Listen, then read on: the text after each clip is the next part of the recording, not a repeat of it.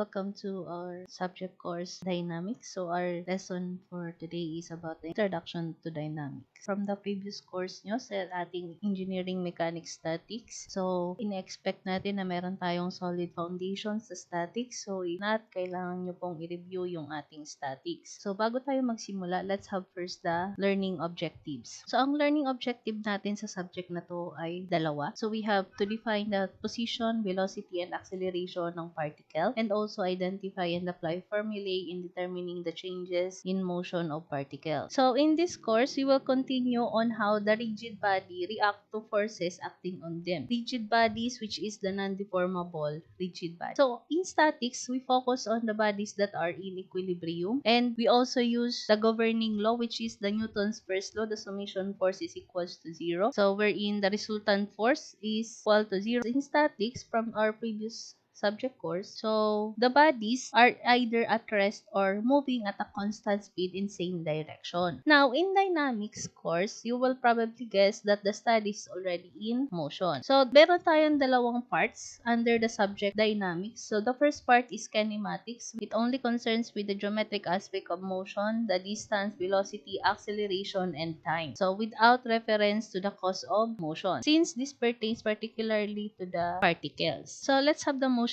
concept. So we have here the analysis of moving particles without considering the forces responsible sa bawat motion. For this example class, hindi natin i-consider yung frictional force. So we all know frictional force is against the motion of the car and also against the motion of the man. So since we didn't consider the frictional force, so for the time travel of the car near the man in 5 seconds, so we simply calculate the velocity, which is distance over time. So we will be able to get that the result will be distance, which is 1000 divided by 5. So we have here 200 meter per second. So let's have here the basic terminologies: position, displacement, distance, velocity, and acceleration. So let's have here the position. Considering the motion of the car moving to the right, it stops or halts sa point 1 at point 3. So therefore, from point 1, this will be known as the first position, and upon motion of the car, tumigil siya sa point 3. So ibig sabihin, this is also the second position or final position, which is position number 3. Yun ang position. So for the displacement and distance, so we have here displacement. So it states here that this is the change in the position of the particle. So if the car starts its journey from point 2 that moves to point 3 and then moves back to point 1, if we are asked for the displacement, so displacement will be equal to position 2 to position 1. So that would be S2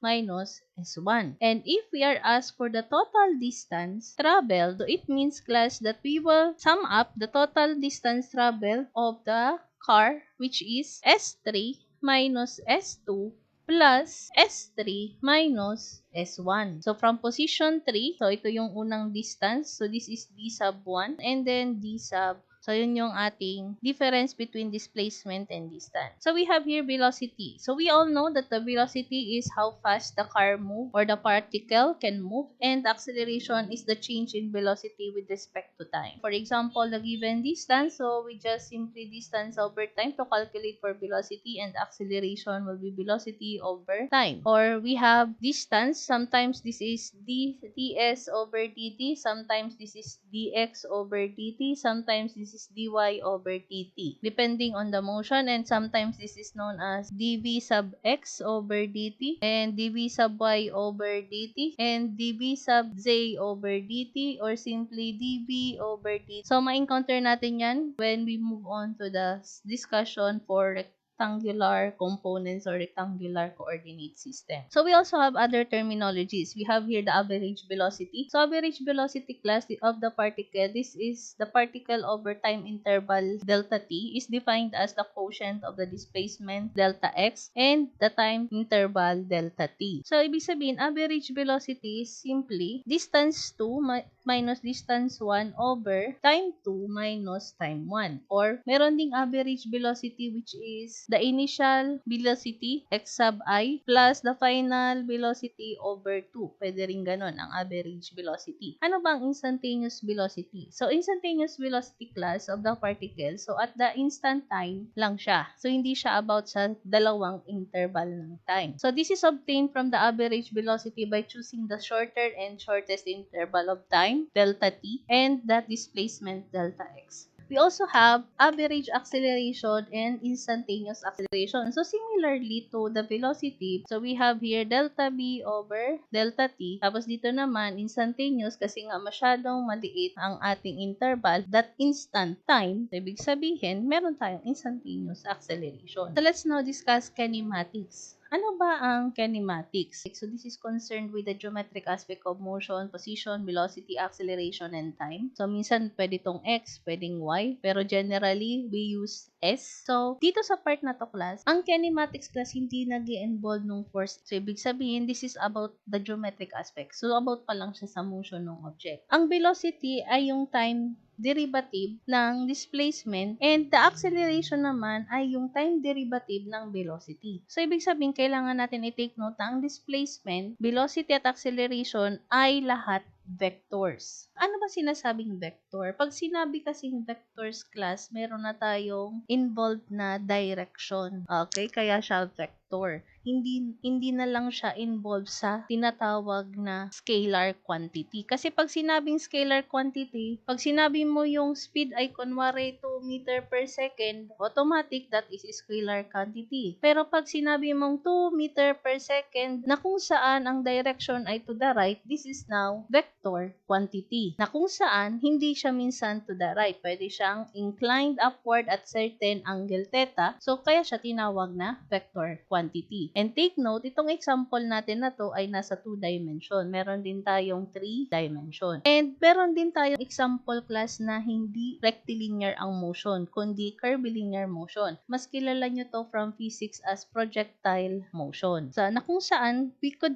even predict the trajectory of ball once we are only interested in the geometry of the motion, not the driving forces. So, na-identify na natin kung ano yung kinematics. So, after discussing kinematics, we will also discuss the kinetics. Ano yung kinetics? Kung ang kinematics, lahat lang siya about sa focus ng motion, ang kinetics already include the forces. So, ibig sabihin class, kasama pa rin natin sa kinetics ang kinematics. Ano ang gagamitin na Newton's law? It will be the second law of motion, wherein the summation force or the resultant force is equals to mass times acceleration. Yun ang governing law for the dynamics, particularly kinetics, since kinetics includes kinematics. Ano bang mga possible na formulang ma-encounter natin? Actually, ang mga possible na formulang ma-encounter natin, 4 lang. Bakit 4 lang? So, ang una, meron tayong dalawang kinematics equation na related sa displacement, velocity, and acceleration with respect to time. And you will realize that on the third equation, ito na yung ating Newton's second law of motion, which is the summation of force is equals to mass times acceleration. Ang last na equation naman ay tungkol naman sa length ng isang arc. Ma'am, bakit length ng isang arc? Kasi class, hindi naman lahat ay rectilinear motion. Meron tayong curvilinear motion. Hindi lang siya about sa straight line, meron ding curve path. So, take note again, class, na itong example natin dito, lahat lang tutungkol sa scalar quantity. Kaya, tinatawag lang tong scalar equation para mas masimplify natin yung pag-explain. So, magkakaroon tayo ng mas detailed discussion kapag meron na tayong bawat topic. Actually, class, dito sa 4 na equation, dito lang papasok lahat ng discussion natin. Nalaman nyo na kung ano yung una, which is rectilinear motion. We also have curvilinear motion. So, actually, class, from the 4 equation, kapag ginamit natin ang equation which is 1 and 2, so makikita nyo class, nagkaroon tayo ng equation na with respect to time. So dt. So therefore, we rearrange the equation. So this becomes dt. Yung dito naman magiging a.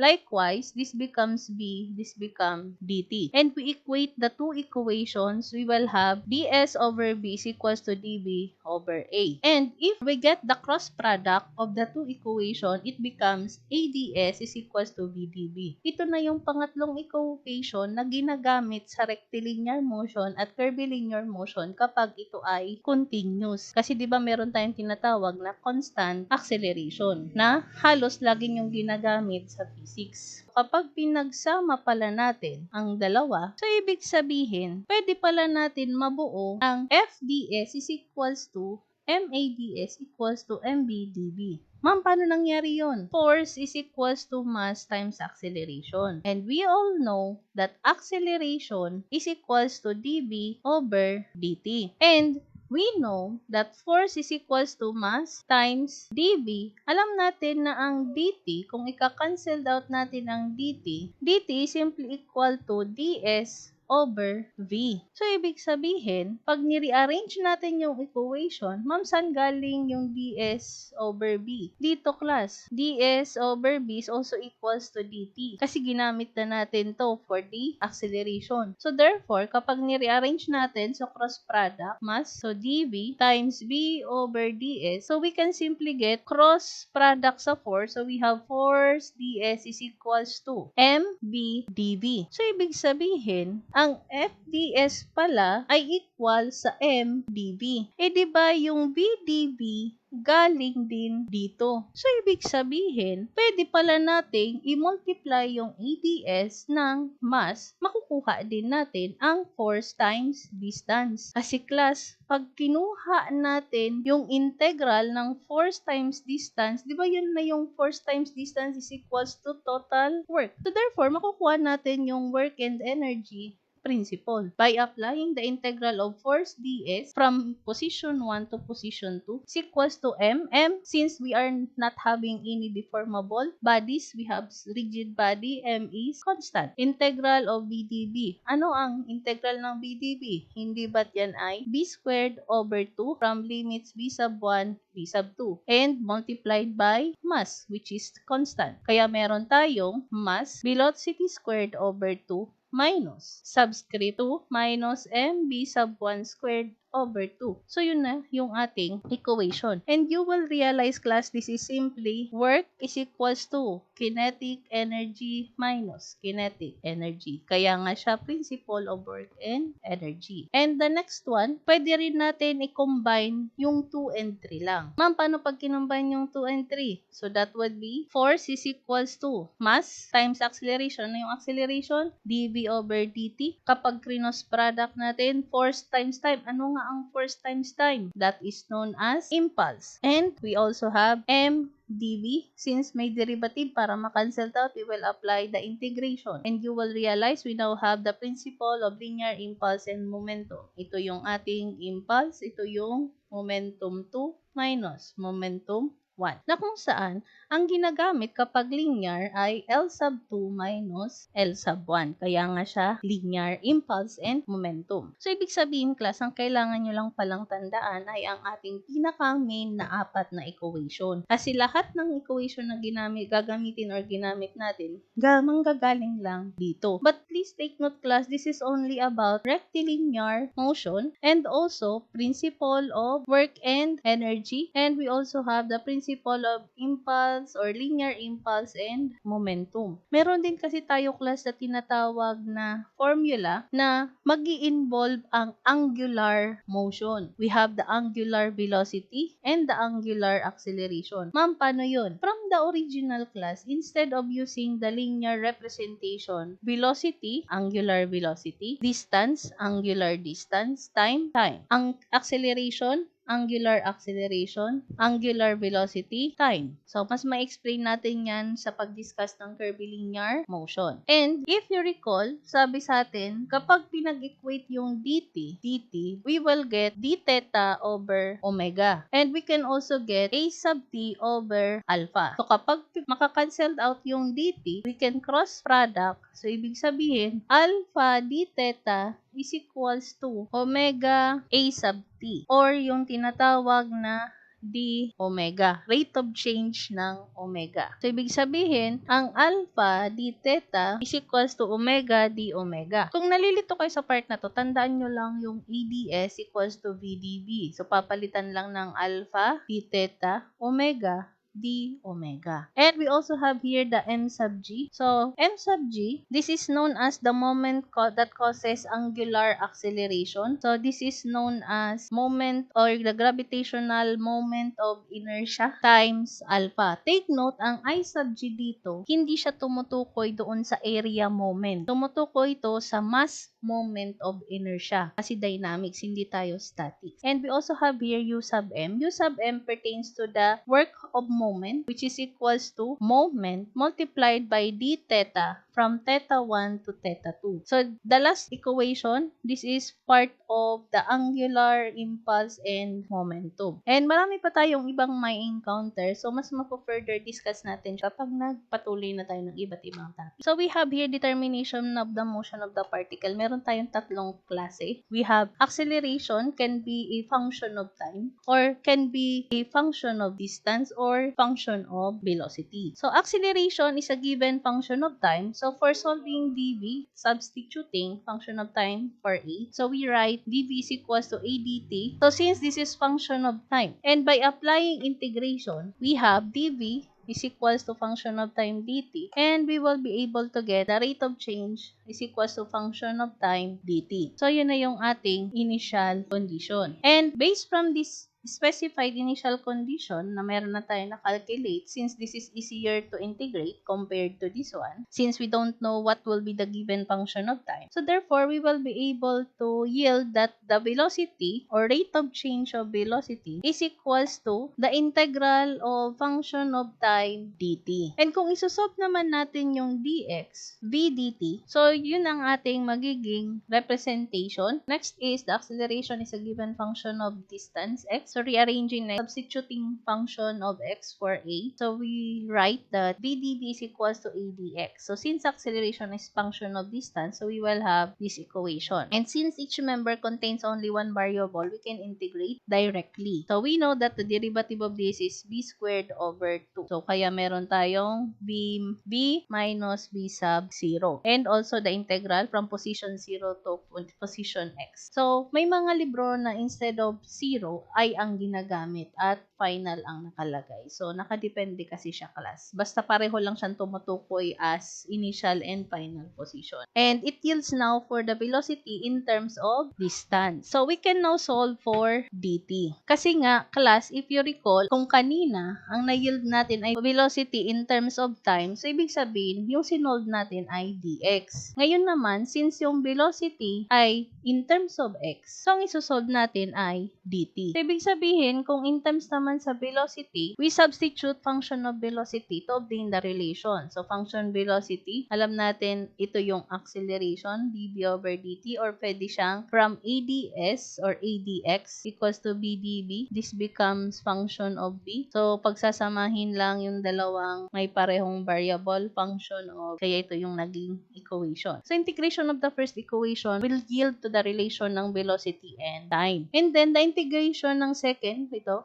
daw ay velocity and time. And yung sunod na equation, ito naman daw na sunod na equation, yung integration daw magigild sa relationship ng velocity and distance. Either of these relation can be used to obtain the relation between distance and time, which characterizes the motion of particle. So that ends our introduction to dynamics.